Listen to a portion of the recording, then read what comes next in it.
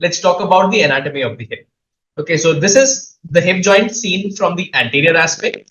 So we have the common femoral artery, from which we have the profunda femoris artery, from which we have two branches, the lateral and the medial circumflex femoral artery.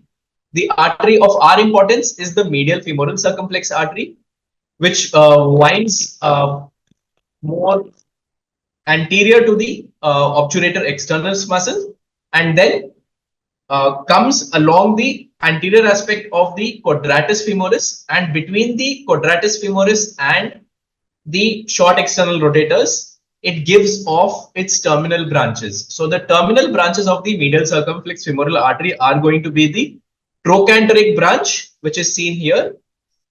Yeah, so we have the trochanteric branch, which is seen here, and then we have the deep femoral circumflex artery.